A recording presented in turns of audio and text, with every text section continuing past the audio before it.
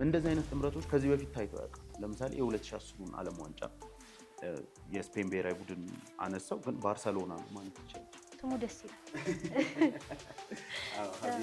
የላቲኖች ስም ለመያዝ በጣም አስቸጋሪ።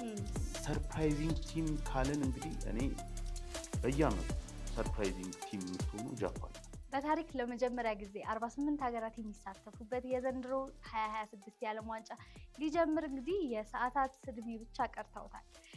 ሰላም ጤና ይስጥልኝ። እንግዲህ ሪትም ስፖርት ፕሮግራማችን ተጀምሯል። ዛሬ እንግዲህ በስፋት አሜሪካ፣ ሜክሲኮ እና ካናዳ በጥምረት የሚያስተናግዱትን የዓለም ዋንጫን በስፋት እናያለን። በትንታኔው እዮብ ተሰማ አለ፣ እኔ መሀናም እንደውን እንግዲህ አብረን የምንቆይ ይሆናል። እንግዲህ ቅድም እንዳነሳሁት 48 ሀገራቶች አሉ። በነገራችን ላይ ይህኛው የዓለም ዋንጫ ለየት የሚያደርጉት አንዳንድ ቁጥራዊ መረጃዎችም አሉ። ከነዚህም ውስጥ እንግዲህ እንዳነሳሁት 48 ሀገራት አለ። በፊት ላይ እስከ 22ቱ የዓለም ዋንጫ ድረስ 32 ሀገራት ነበሩት። ወደ 104 ጨዋታዎች ይደረጋሉ።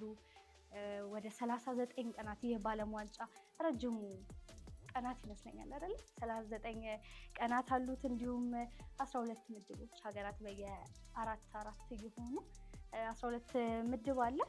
16 አስተናጋጅ ከተሞች አሉት። እንግዲህ በ16 በተለያዩ ስታዲየሞች 11ዱ በአሜሪካ፣ 3ቱ በሜክሲኮ እና 2ቱ በካናዳ አለ። ሜክሲኮ እንግዲህ በዚህኛው የዓለም ዋንጫ የተለየ የሚያደርጋት ነገር አለ። ለመጀመሪያ ጊዜ ዓለም ዋንጫን ለሶስተኛ ጊዜ ያስተናገደች ሀገር ያደርጋታል። አዎ እንግዲህ የዛሬው እንግዲህ የሜክሲኮ እና ደቡብ አፍሪካ ጨዋታ በሜክሲኮ ምድር ላይ ትናንትና በነበረን ቆይታ እንግዲህ አንስተናል።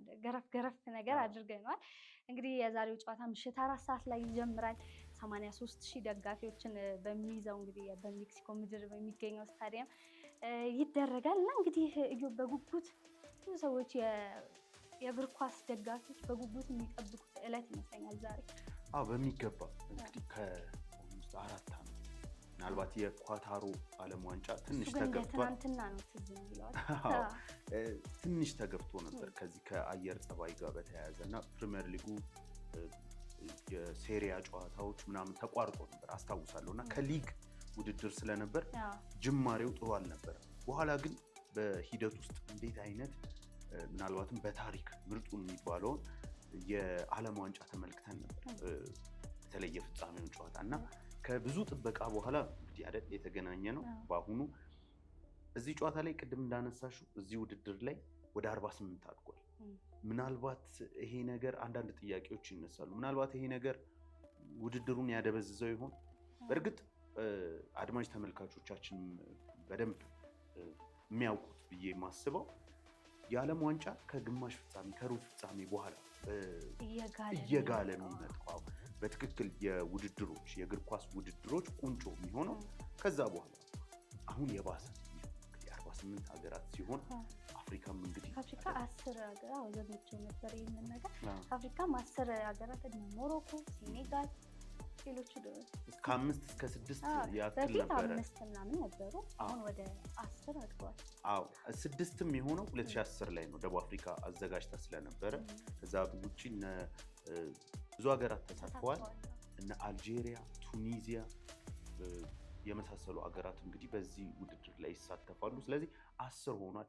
የኮታው መጨመር እንግዲህ አሁን ትልቅ ብለሲንግን ትልቅ የሆነ ነገር ለአፍሪካ እግር ኳስ ይዞ መጥቷል ማለት እንችላለን። ለደጋፊው 10 ቡድን ሲሳተፍ እንግዲህ ምናልባት ሀገራችንም በሚቀጥሉት ዓመታት ጠንክራ የምትሰራ ከሆነ እድሉ ሰፋ እያለ አሁን 5 ቡድን ሲሆን ከ50 በላይ ሀገራት በጣም ከባድ። ነገር ግን 10 ሲሆን አትሊስት የመግባትሽም እድል እየሰፋ ይመጣልና ዛሬ እንግዲህ በጉጉት ነው የምንጠብቀው ይህን ውድድር።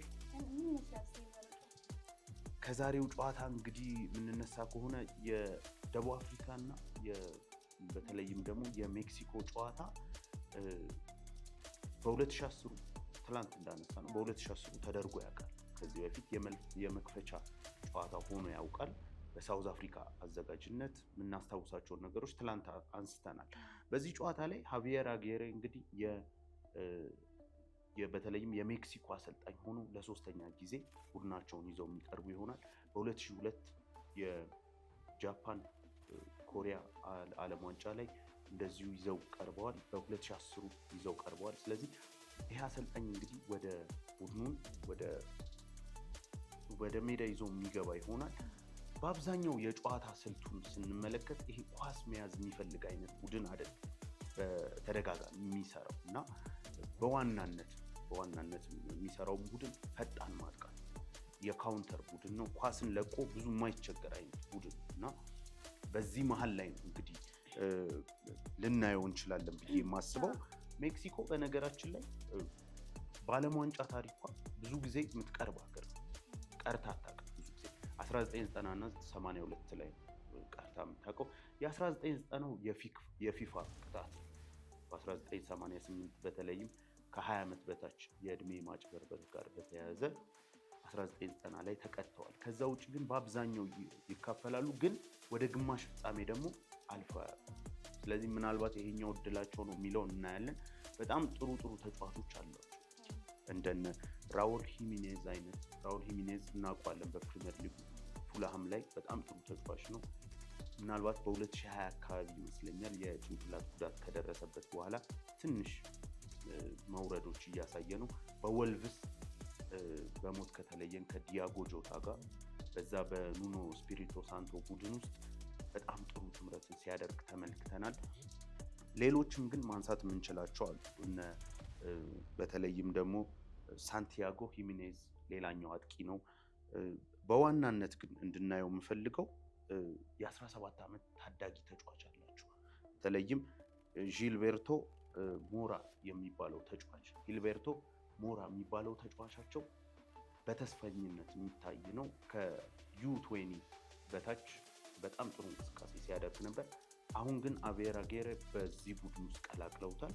በጥሩነት ሊነሳ የሚችል ነው። ስለዚህ በዋናነት የሳውዝ አፍሪካን የሚገጥሙበት ጨዋታ ላይ ሞር ይሄ ኳሱን ምናልባት ሳውዝ አፍሪካ ስለሆነች ለመያዝ ሊሞክሩ ይችላሉ። በአጠቃላይ በውድድሩ ላይ ግን ኳስ የሚይዝ ቡድን አይደለም። ብዙ ጊዜ አግሬሲቭነቱ ይሄ ከሀገራዊ ስሜት ጋር በወኔ ከመጫወት ጋር በፈጣን ማጥቃት ከመጫወት ጋር የሚያያዝ ነው። ከዚህም በፊት ያየነው ይሄ የሜክሲኮ አይደንቲቲ ነው ማለት ይቻላል።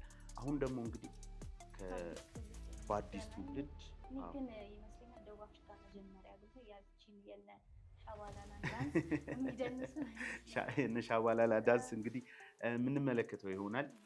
ዛሬ ግን በጉጉት ከምንጠብቀው ጨዋታ አንዱ ነው ማለት ይቻላል። በተለይ ወደ ሳውዝ አፍሪካ ደግሞ ማለፍ እንችላለን። ሳውዝ አፍሪካ አንዳንድ ችግሮች ተፈጥሮባቸው በተለይ በምድብ ሂደት ውስጥ ላይ ያሉ ምናልባት ታስታውሺ ከሆነ አይዶል ማስታወስሽን ምን ያህል ተሾመ በኢትዮጵያ እግር ኳስ 2 ቢጫ አግኝቶ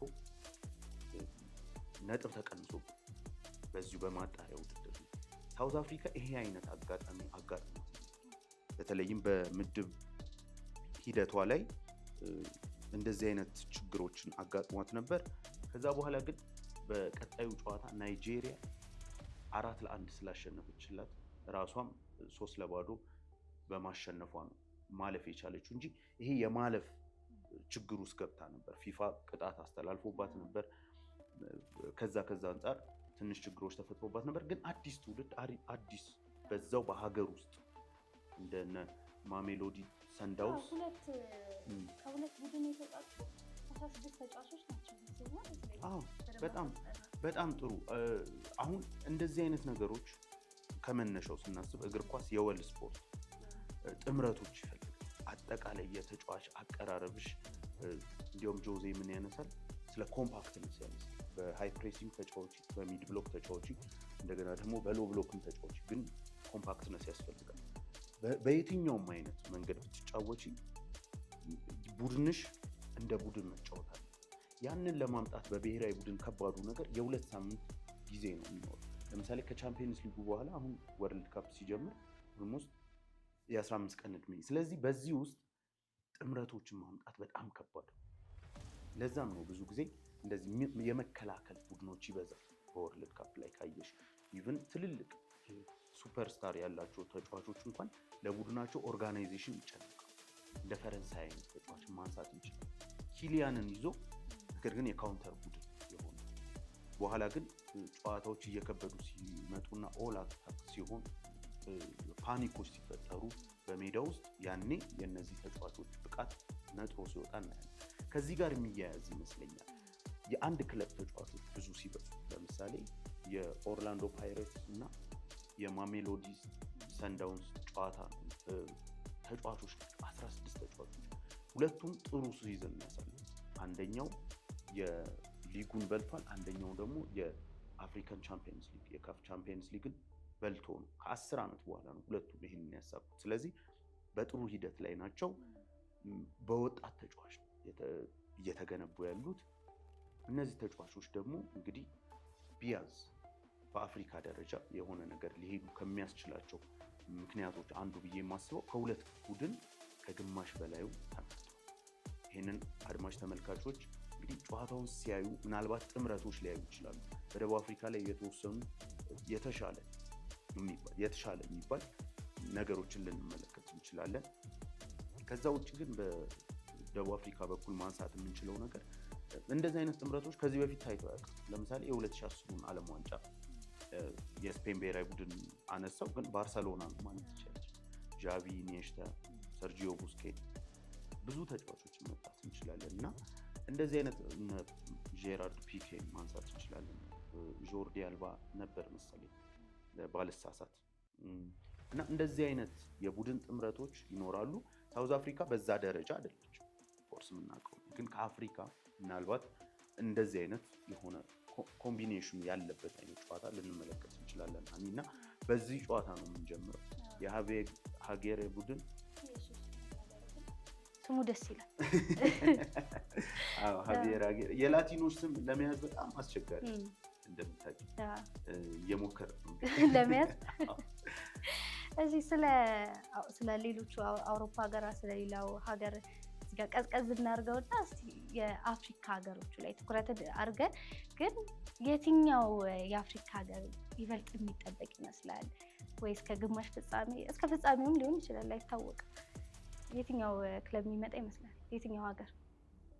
ብዙዎች ሊገምቱ እንደሚችሉት እኔ የምገምተው ይሄ ወርቃማ ትውልድ ልንለው እንችላለን። ከብዙ አውሮፓ ሀገሮች የተሰባሰበ የነ አሽራፍ ሀኪሚ የነ ሩቢን ዲያዝ ነው ቤራሂም ዲያዝ አይነት የሞሮኮ ብሔራዊ ቡድን አፍሪካ ዋንጫውም ላይ ተመልክተነዋል።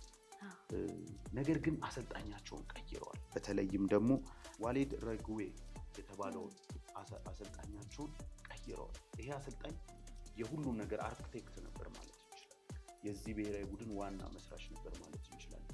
ቡድኑ በጣም ምናልባት አንቺ የሚጠቅሻቸው ከሆነ ብዙ ጨዋታዎችን አሸንፏል። ሞሮኮ ሳትጠበቅ በ2022 እነ ቤልጅየምን ፖርቹጋልን ትታ ነው እንግዲህ እነሱን ጥላ እስከ ግማሽ ፍጻሜ የደረሰች የመጀመሪያዋ የአፍሪካ ሀገር ነበረች። እንደውም ያኔ ትዝ የሚልህ ከሆነ እነዛ ተጫዋቾቻቸው በጣም በደስታ ከእናቶቻቸው ጋር ሲያደርጉት የነበረው ከቤተሰቦቻቸው ጋር ሲያደርጉት የነበረው ጭፈራው ማንም የማይረሳ ይመስለኛል። እና ሞሮኮ እንደኔ የምትጠበቅ ይመስለኛል። ከዛም ባለፈ ግን አንድ እንደ ችግር ከተነሳው ይሄ አሰልጣኝ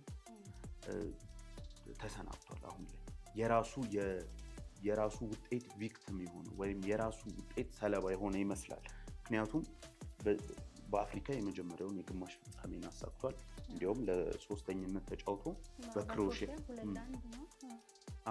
ነው የተሸነፈው እና የጨዋታ አቀራረቡ ግን በጣም ኮምፓክት የሆነ እያንዳንዱን ስፔስ የሚዘጋ ከዛ ደግሞ በካውንተር የሚያጠቃሽ በዛ ቡድን ላይ እነ ሀኪም ዚያችን እናስታውሳለን፣ እነ ሶፊያን አምራባት ከዛ በኋላ ነው እንዲሁም ለማንቸስተር ዩናይትድ ሲታጭ የነበረው እና በተለይ የሶፊያን አምራባት ከኪሊያን ጋር የነበረው ፍጥጫ በተሸነፉበት ጨዋታ ቢሆንም በጣም የሚገርም ቶርናመንት ነበር ያሳለፉት። ስለዚህ ያንን እንጠብቃለን አንጠብቅም አላውቅም። ምክንያቱም አሰልጣኙ ጋር ከመለያየታቸው አንጻር ማርች ላይ ነው የተባረረው። ይሄ አሰልጣኝ የራሱ እንዳልኩሽ ውጤት በዚህ ደረጃ ሰቀለውና የአፍሪካ ዋንጫ ላይ በጣም በሞሮኮ ጋዜጦች በእጅጉ ሲተች ነው። ለእያንዳንዱ በሜዳው ስለሚያለቅሱ ህፃናት ተጠያቂ አንተ ነህ የሚሉ እሺ አሁንስ ትለቃለህ እንግዲህ ወራት እየቀሩ ናቸው እንደዚህ አይነት ትችቶች የነበሩትና በስተመጨረሻም እንግዲህ ከሞሮኮ ብሔራዊ ቡድን ጋር ተለያይቷል። እንግዲህ እሱን ተክቶ የመጣው አሰልጣኝም እንግዲህ በተለይም የ20 ዓመት በታች አሰልጣኛቸው የነበረ አሰልጣኝ ነው። ይሄ አሰልጣኝ በአብዛኛው በጨዋታው ላይ በተለይም ያለፈውን ጨዋታ ለመመልከት ሞክሬ ነበርና ኳስ የሚይዝ ከዛኛው ትንሽ በእርግጥ ገና 3-4 ጨዋታ ላይ ነው ያደረገው። ያን ያህል ሳምፕል የለም ታክቲካሊ ይሄን አሰልጣኝ ለመገምገም በጨዋታው ውስጥ ካልሆነ። ነገር ግን ጥሩ የሚባል የሲኒየር ቆይታ የሲኒየር ቲም ወይም የብሔራዊ ቡድን ቆይታ የለውም እስካሁን። ነገር ግን ይሄ አሰልጣኝ በታዳጊዎች ላይ ሰርቷል፣ ዋንጫን ማንሳት ችሏል። ስለዚህ በዚህ የሚፈተንበት ነው፣ ታምኖበት ነው። ያለፈውን ጨዋታ 5-0 ነው ያሸነፉት። በጣም ድንቅ ነበሩ። ማጥቃታቸው የሚገርም ነበር። ካለፈው ቡድን እጅግ የተለየ ነው። በተለይም በማጥቃት ስትራክቸሩ ላይ ባክስሪ ይሆናሉ እና ሀፍ ስፔሱን ማጥቃት ላይ በጣም ጥሩ ናቸው። በተለይ አሽራፍ ሀኪሚ አንዳንዴ ያሰፋል፣ አንዳንዴ በመሀል ይገባል። ተከላካይ ሆኖ ግን በጣም ተጫዋች ነው። በጣም ትክክል። ፔዤ ላይ እናውቀዋለን። ይህንን መጠቀም የፈለገ ይመስለኛል። ምናልባት ሞሮኮን ስናይ ይህንን አይነት የማጥቃት ስትራክቸርን ከዚህም በኋላ በትክክል ልንመለከት እንችላለን። ስለዚህ ሞሮኮ ለእኔ በእነዚህ ኮከብ ተጫዋቾቿ በተለይ በእነዚህ ኮከብ ተጫዋቾቿ ላይ ጫንቃ ላይ ያለችው በአዲስ አሰልጣኝ ቢሆንም ትልቅ ተስፋ የሚሰጣት ይመስለኛል። እንግዲህ በርካታ ሀገራት ስላሉ ብዙ ሰርፕራይዚንግ ቲም ይኖራል ብዬ አስባለሁ። ግን ሌሎች እነማን ሰርፕራይዚንግ ቲም ካለን እንግዲህ እኔ በየአመቱ ሰርፕራይዚንግ ቲም የምትሆኑ ጃፓን ነው። አሁንም ወደዛ ነው ሊሄድ የምችለው። ሰርፕራይዝ የምታረግሻለች። ለሞሮኮ የተነሳው አብዛኛው ነገር የሚሰራባት ቡድን ናት። በተለይ ይሄ ከኮምፓክትነት ጋር በተያያዘ 20%ም ሊሆን ይችላል ኳሱን ሊይዙ የሚችሉት። ነገር ግን ፈጣን የሆነ አጥቂ አላቸው። እንደ ካማዳ አይነት የመሀል ሜዳ ተጫዋች አላቸው። ካማዳን በክሪስታል ፓላስ እናውቀዋለን። የአደም ዋርተን አጣማሪ ነው። ስለዚህ ሚቶማ ምናልባት በጉዳት ሚቶማ እና ሚናሚኖ አይኖሩም። ግን ኢቭን ያላቸው ስኳድ አሁን ላይ በቂ ነው። ከእንግሊዝ ብሔራዊ ቡድን ጋር ያደረጉትን ጨዋታ ተመልክቼ ነበር። ምን አይነት ስማርት አሰልጣኝ እንዳላቸው በጣም በእያንዳንዱ ዲፓርትመንት ላይ እንግሊዞች ለሚያመጡት ሀሳብ ካውንተር ሀሳብ ነበር። ለምሳሌ ቢልዳፕ ላይ ማንቱማን አላደረጉትም። ነገር ግን የ3-2 ብልጫዎች አይ ነበር እና ጨዋታው እየገፋ ቢሄድ ይፈቱታል ስል አልፈቱትም በፍጹም። ኦቨርሎድ የሚያደርጉበት መንገድ በጣም የተለየ ነው። በአንድ ቦታ ላይ በተደጋጋሚ ተጫዋቾችን እያስገቡ እና ማጥቃት ሲፈልጉ የሚያጠቁ። በነገራችን ላይ በዛ ጨዋታ ላይ 30% የኳስ ቁጥጥራቸው ያን ያህል ዶሚኔት አያደርጉም። ግን በሚያስፈልጉ የሜዳው ክፍል ላይ ብልጫዎችን የሚወስድ አሰልጣኝ ነው እና ከግማሽ ፍጻሜ በላይ ተጉዘው አያውቁም እሱ በታሪካቸው። ግን በዚህ ዓመት ግን ምናልባት ምክንያቱም ባለፉት ጨዋታዎች ብራዚልን አሸንፏል። ወደ 8 የሚጠጉ ጨዋታዎችን አሸንፏል። በጣም ጥሩ ጀርመንን፣ ስፔንን አሸንፏል። በጣም በተለይ ባለፉት ዓለም ዋንጫዎች ደግሞ እንደዚህ ጉድ የሚሰሩ ናቸው። ጀርመንን አስታውሳለሁ እና እንደዚህ አይነት ውድድሮች ላይ በአብዛኛው ኮምፓክት የሆኑ ቡድኖች ይጠበቃሉ። ዲሲፕሊን ናቸው። ምናልባት የሞሮኮ አሰልጣኝ ላይ አንድ የምንጨምረው ነገር በተለይ ስለ ሪያል ማድሪድ ኮከብ ተጫዋቻቸው ቤራሂም ዲያዝ ሲያወራ ስለ ኮከብነቱ አይደለም በአብዛኛው ሲያወራ የነበረው የምፈልገውን የመከላከል ይገባዋል እና ሜዳው ሳየው እኔ የምፈልገውን አይነት ይሄ ኮከብ ተጫዋች ነው። ፍሪደም የሚፈልግ ነገር ግን ማትለፊ ከሆነ እንደ 10 ተጫዋች ማትንቀሳቀሽ ከሆነ ከባድ ነው እና የጃፓንን ብሔራዊ ቡድን እንደዚህ በ11 በሚለፉ ተጫዋቾች የተገነባ ቡድን እና የጃፓን ብሔራዊ ቡድንን በትልቁ እንጠብቃለን። ያኔ በሩብ ፍጻሜ በ2022 ከክሮሺያ ጋር ለሩብ ፍጻሜ በሚያደርጉት ጨዋታ ያኔ በፔናልቲ ሲለዩ በጣም ትልቅ ቁጭት ነበራቸው እና ያንን ቁጭት አሁን ላይ እንግዲህ ይመልሱታል ብዬ አስባለሁ እና በዲሲፕሊንም ይነሳሉ ጃፓኖች። እዚህ ላይ ከደጋፊም ከተጫዋቾቻቸውም አብዛኞቹ በተለይ የኤዥያ ሀገሮች በአብዛኞቹ ነሰንንም አይተናል አይደል? በፕሪሚየር ሊጉ በጣም ይሄ የኤዥያ ሀገራት ያሉ ተጫዋቾች በጣም ስርዓት ላይ እንትን ይላሉና ደጋፊዎቻቸው አይደል ሜዳ ማስተካከል ላይ ከጨረሱ በኋላ ምናምን እንደዚህ የዲሲፕሊን እንዲሆኑ ናቸው።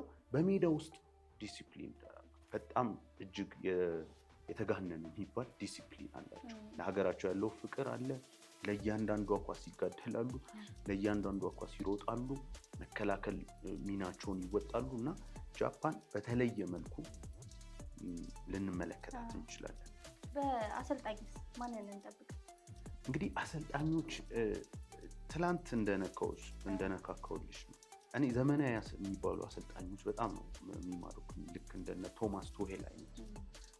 ቶማስ ቱሄል የያዘው ቡድን እንግዲህ የእንግሊዝ ብሔራዊ ቡድን ከዚህ በፊት እስከዛሬ ስንመለከት ይሄ ተጫዋቾችን የሚያግበሰብስ አይነት ብሔራዊ ቡድን ባላንሱን የማይጠብቅ በዚህ ዓመትም እየተነሳበት የነበረው በተለይ ከመረጣቸው ተጫዋቾች ጋር ከነ ኮል ፓልመር መቅረት ጋር በተያያዘ ከነ ሃሪ ማጓየር ጋር ብዙ ነገር ተነስቶበታል። የሱ መልስ ግን ምን ነበር? ባላንስ ያለው ቡድን ነው እንጂ የመረጥኩት የተጫዋች ፐርፎርማንስ አይደለም። ቤስት የሚባለውን ፐርፎርማንስ አልወሰድኩም።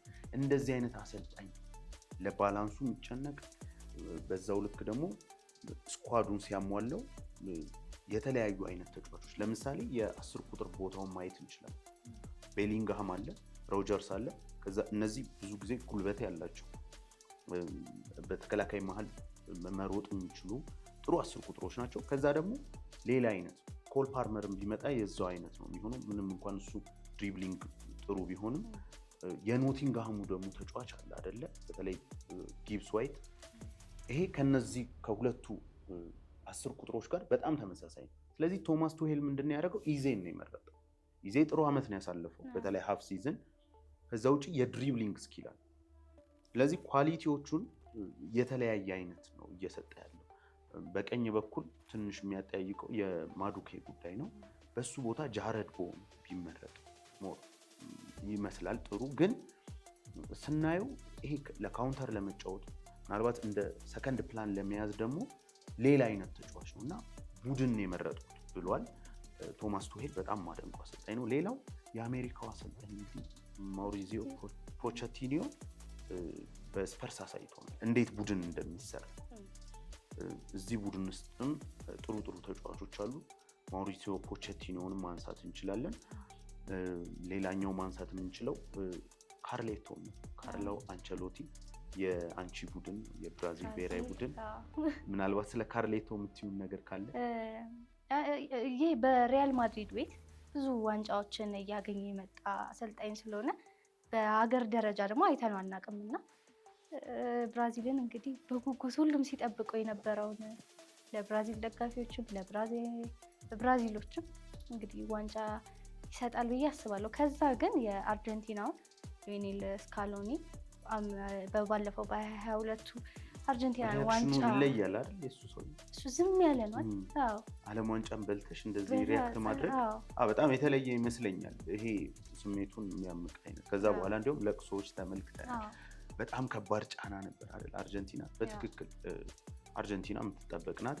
ካርሌቶ በጣም ካልም የሆነ ሰው እንደምናውቀው ሲቲ ላይ እኔ በእግር ኳስ ካየኋቸው ምርጥ ከሚባሉ ጨዋታዎች የነዛ የመጨረሻ ደቂቃ ጎሎች በዛ ዓመት የነበሩት የቻምፒየንስ ሊግ ጎሎች የምታስታውሽ ከሆነ እሱ ግን በቃ ማለት ጎሎቹ ሲቆጠሩ ተረጋጉ አይነት ነገር ነውና ይሄ ከዛ ከምርጡ ቡድኑ የ2006-7 ቡድኑ የነ ካካ የነበረበት ለዓለም እግር ኳስ ክሪስማስ ትሪ የሚባለውን አይነት ይሄ የዳይመንድ ፎርሜሽን የሰጠበት የነ ኢንዛጊ ቡድን ምንም እንኳን በሊቨርፑል አንድ ቻምፒየንስ ሊግ ቢያጣም ሌላ ቻምፒየንስ ሊግ አግኝቷል። ካካ ከሱ ጋር የባሎን ዶርን አሸንፏል። በሪያል ማድሪድ ቻምፒየንስ ሊግን ይሄ የሊግ ውድድር ነው ያደረገው ማለት ይቻላል። 5 የቻምፒየንስ ሊግ ዋንጫ ያለው ምናልባት በዓለም ዋንጫው ትልቁ አሰልጣኝ በእግር ኳስ ታሪክም ከሚነሱ 3 አሰልጣኞች ወይ 5 አሰልጣኞች አንዱ የምታደርጊው ነው። ከጨዋታ ስታይል ጋር ግን እኔ ጥያቄ አለ። አሁን ይሄን ሁላ ካሞገስም በኋላ ከጨዋታ ስታይል ጋር እንዴት ነው ጥያቄ። ይሄ ብዙ ጊዜ የትራንዚሽን ቡድን በተለይ ከዛኛው ይሄ ከኤሲ ሚላን ቡድኑ በኋላ በሪያል ማድሪድ ቤት ሞር ትራንዚሽን የሚወድ ቡድን ነው። በእርግጥ ይሄን ለዚህኛው ብራዚል የሚመች ይሄ ከጨዋታው ውበት ይልቅ የእንግሊዝ አይደንቲቲ ያላቸው እነ ካርሎስ ካሲሚሮ፣ ጉማሬሽ ከዛ ደግሞ ፈጣን አጥቂዎች ይሄ የድሮቹ የካካ አይነት ወይም የነ ሪቫልዶ ሮናልዶ ምናምን አይነት ተጫዋች አይደለም ያለው ወይ ሮናልዲኒዮ ኢቭን እንትኑ ራሱ ቢኖራቸው ይሄ ስኪሉ እንኳን ቢኖራቸው ሞር ከጉልበት ጋር አውሮፓ ቀመስ ናቸው በአብዛኞቹ እና እንግዲህ ከዚህ ቡድን ጋር እንዴት ይሆናል የሚለውን እናያለን። ግን ካርሌቶ ስለ አሰልጣኞች ስናነሳ በመጀመሪያው ረድፍ ላይ ልናነሳው የምንችለው ሌላው አሰልጣኝ ነው። የጃፓኑ አሰልጣኝ ግን አሁን እንዲሁ በልዩነት መታየት አለበት ብዬ አስባለሁ።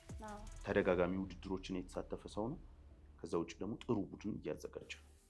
እንግዲህ ከአሰልጣኝ ደግሞ እስኪ ተጫዋች በአሲስትም ይሆናል በኮከብ ግባግቢም ይችላል። እንግዲህ አሁን ገና ዛሬ ነው ውድድሩ የሚጀምረው። በእንደዚህ አይነት ውድድር ላይ የሚነሱ ተጫዋቾች አሉ። ያው ሁሌም ዓለም ዋንጫ ከ2018 ጀምሮ ኪሊያን ጥሩ ዓመት አላሳለፍም። ብዙ ውዝግቦች አሉ በሪያል ማድሪድ ቤት። በሚቀጥሉት ፕሮግራሞቻችን ብዙ የምናነሳቸው ነገሮች አሉ። አሁን ፍሎሬንቲኖ ፔሬዝ አደርጋቸዋለሁ ስለሚሉት ኢንቨስትመንቶች በቀጣይ ቀናት በዚሁ አጋጣሚ ለአድማጭ ተመልካቾቻችን ብዙ የትራንስፈር ዜናዎች ላይ እንሳተፋለን። ግን ከዛም ባለፈ ኪሊያን በዚህ ውድድር ላይ በትልቅ ደረጃ የሚጠበቅ ከኮከብ ጎል አግቢነት ጋር በተያያዘ አሲስት ሊዮኔል ሜሲ አለ። ሜሲ አሁንም አልቫሬዝ የሚገራርም ኳስ የሚያቀብል ነው። ሊዮኔል ሜሲ። ሌላው ብሩኖ ፈርናንዴዝ እኔ እጠብቀዋለሁ በግሌ በአሲስት እንግዲህ 6 አካባቢ ይመስለኛል ባለሳሳት የአሲስት ሪከርድ ምናልባት የፕሪሚየር ሊጉን ጨርሶ ወደዚህ ይገባል ወይ የሚለውን ምናልባት ተጨማሪም ጨዋታዎች ስላሉ ይሄ ሪከርዶች እንዲሰባበር ሊያደርግ ይችላል። በዋናነት ኪሊያንን እጠብቃለሁ በተጫዋች በአሲስት በኩል ብሩኖ ፈርናንዴዝ ይጠብቃል። ሃላንድ አንቺ ትጠብቂዋለሽ? እኔ እጠብቃለሁ ሃላንድን። ቪኒሺየስ ጁኒየር ሁለቱም የምጠብቃቸው ናቸው። ሃላንድ ስኬታማ ጊዜ ያሳለፈ ስለሆነ በፕሪሚየር ሊጉ እዚህም ላይም ምንም ጥያቄ የለውም። ሃላንድን ለኮከብ ጎል አግቢ መጠበቅ በጣም በትክክል ነው። ሜቢ እኔ የሚያሰጋኝ ቡድኑ እስከ ምን ያህል ይጓዝ የሚለው ነው እንጂ በትክክል ምድባቸውን ከሴኔጋል እና ኢራቅ ከፈረንሳይ ውጪ ይከብዳቸዋል ብዬ አላስብም። ስለዚህ ሁለቱ በቃ ከሶስቱ ሁለቱ ከበዳቸው ማለት ነው። ለሁለቱ ቀላል ነው። የፈረንሳይ ብቻ ቢከብዳቸው ሴኔጋል ቀላል ነው ብለሽ ነው የምታስበው? ይመስለኛል። እኔ ያው የአፍሪካ ቡድኖችን እንደ ቀላል ማየት ስለማልፈልግ ሴኔጋል ለነገሩ ጥሩ ቡድን ስለሆነች የነ አልሃጂ ዲዩፍ ትዝታዎች አሉና ምናልባት ሴኔጋል የሰኢዶ ማኔ ቡድን በጣም ኮምፓክት የሆነ ቡድን በነገራችን አፍሪካ ዋንጫው ላይ ተመልክተናል። ምናልባት ከእንትን በኋላ እንጠብቃለን ያው ከቀለላቸው ከሞሮኮ አንጻር ሃላንድ ለነገሩ የትኛው ፈረንሳይም ሊቀልጅ እና እስማማለሁ ባልሽ ምናልባት በምድብ ውድድር ላይ የምናየው ይሆናል። ከዛሬ ጀምሮ ያሉትን ጨዋታዎች እናያቸዋለን። ስለዚህ በአሲስት ብሩኖ ፈርናንዴዝ። እስቲ አሁን ደግሞ የእንትን በዓለም ዋንጫ ምሮ ትዝ የሚልህ እስከዛሬዎቹ የአሳሞጂያን ፔናልቲ በጣም በቃ እስካሁን ምረሰው አይደለም። በጣም ከባዱም ነበረ። ሱዋሬዝን ከዛ በኋላ በጣም ማልወደው ተጫዋች ሆኖ ነበር፣ ግን በኋላ በሊቨርፑል የሚገርም ታሪክን ሰራና እንድንወደው ሆነ አይደል? በፕሪሚየር ሊጉ ያ ትዝታ አለ። ትላንት ደግሞ እንዳልኩሽ የዌይን ሩኒ ቀይ ካርድ በ2006 መውጣት። ምናልባት አንቺ ግን ትዝታዎች ያኔ ከብራዚል 1-2 ዓለም ዋንጫ ብቻ ነው ያየሽው እንጂ ግን የብራዚል 7-1 ሽንፈት በጀርመን እሱ የማይረሳ ይመስለኛል። ትዝ የሚል ከሆነ እሱም ግን እሱም ባይሆንም ተጽዕኖ አሳድሮብኝ ባይሆንም ግን ያ ሽንፈት አይረሳም። ምክንያቱም በብራዚል በሀገሯ ነበረ በሜዳዋ እንደዛ አይነት የ7-1 ሽንፈት ትዝ የሚል ከሆነ ብዙ ህፃናቶች፣ ደጋፊዎች እንደውም የሆነ ሰው ዋንጫ ይዞ ትዝ የሚል ከሆነ ሲያለቅስ ነበር። በጣም ማይረሳ ሲል የኔማር ጉዳትም ለዛ ሽንፈት ምክንያት ይሆናል። ብዙ የሞት ዛቻዎች ሲደርስበት ነበር። በነገራችን ላይ ይህን ጉዳት ያደረሰው የኔይማርን ኬሪየር ላይ በጣም ትልቅ ጠባሳ ምናልባት የዚህም ብሔራዊ ጀርባው ላይ ምስሉ ራሷል እና በጣም ከባድ ነበር ለኔይማር። ከዛ በኋላ ማለት በጣም ጥሩ አለመሆን እንደ አንድ ኢፌክት ሊታይ ይችላል። በተለይ በጣም ብዙ ዓመት ነው የጠበቁት ይህን ውድድር ለማዘጋጀት እንዳልሽው ጉጉቱ ነበረ። ከዛ ደግሞ ኔይማር ኮከቡ ተጫዋቻቸው ነበር። እሱ ደግሞ ሲጎዳ እንደዚህ አይነት ነገር መፈጠሩ በትክክል ይሄ እንደ ትዝታ መወሰድ የማይረሳ ሽንፈታቸው ይመስለኛል። እሺ እንግዲህ በአጠቃላይ እንግዲህ ዛሬ እናነሳቸዋለን ያልናቸውን ሀሳቦች አንስተናል። ግን ደግሞ እስቲ 2 ወይ 3 ሀገራት አጠቃላይ በዓለም ዋንጫው እስከ ፍጻሜ ወይ እስከ ሩብ ፍጻሜ ይደርሳሉ በትልቅ ደረጃ ያው ምኞቴ ከሆነ የአፍሪካ ሀገራት በሙሉ በቃ ዋንጫው አካባቢ ቢደርሱ ደስ ይለኛል። ሁሉም 10ም አልመርጥም። እዚህ ጋር ምናልባት ካሜሮንን ነው የምመርጠው የነበረው። ግን በትክክል የተሰሩ ቡድኖች ናቸው ብዬ የማስባቸው አሉ። ለምሳሌ ፍራንስ ልምድ አላት። በቃ ዲፌንሷ ላይ መሀል ሜዳው ላይ ትንሽ የሳሳ ነገር አለ። ከዛ ደግሞ ትላንት በተወሰነ መልኩ አንስተናል አይደል? በውድድር ላይ የሚያድግ ቡድን ነው። ኪሊያን አላቸው። ከዛ ኦሊሴ እና ቸርኪ አለ። ዴምቤሌ፣ ዴዜሬ ዱዌ አለ። ግን አሁን ምን መሰለሽ እዚህ ጋር ትንሽ ችግሩ ለምሳሌ ሪያን ቸርኪ በሲቲ የሚሰጠው ሚና አለ። በጣም ልዩ የሆነ ሚና እንደፈለገ እንዲዘንጥ ይሰጠዋል። ዲዴ ዴሻምፕ ግን ያንን አይነት ነገር አይከፍትልሽ። በጣም ትልቁ ችግር ያ ነው።